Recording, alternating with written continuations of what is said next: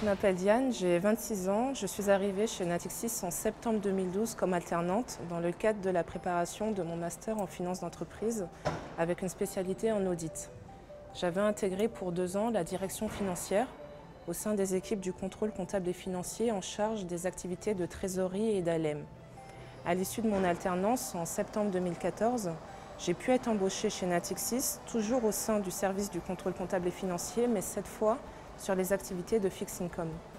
Aujourd'hui, je suis en charge de contrôler, analyser et ajuster le résultat comptable d'un périmètre composé d'une trentaine de sections de change et de taux. Depuis mon arrivée, 3 choses m'ont particulièrement marquée. Premièrement, la formation. Je suis quelqu'un de curieux et très rapidement, j'ai pu avoir accès à une offre de formation et de documentation riche qui m'ont permis de développer une vision plus transverse de mes missions. Pour moi, aujourd'hui, être contrôleur comptable et financier chez Natixis, ce n'est pas produire des travaux dans un périmètre délimité, mais de comprendre un environnement dans son ensemble.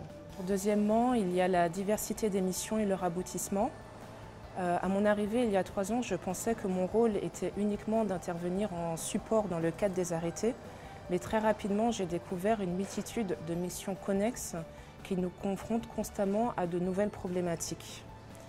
Et enfin, troisièmement, il y a la confiance qu'on m'a accordée il y a 3 ans. Même si j'arrivais dans le cadre d'une alternance et que j'avais conscience que j'étais là pour apprendre, mes connaissances des produits financiers et de la comptabilité bancaire restaient théoriques.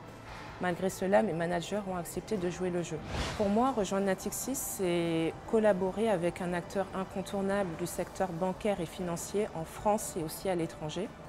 Mais c'est aussi un nom qui renvoie à une expertise élaborée et approfondie développée dans chacun de ses métiers cœurs, mais aussi des valeurs portées sur l'engagement client. Dans le cadre d'une alternance, à mon sens, il est important d'avoir conscience de ses compétences, certes, mais aussi d'avoir confiance en son potentiel. Ce n'est pas parce qu'il nous manque 1, voire 2 compétences d'une fiche de poste que nous ne sommes pas capables de mener à bien la mission.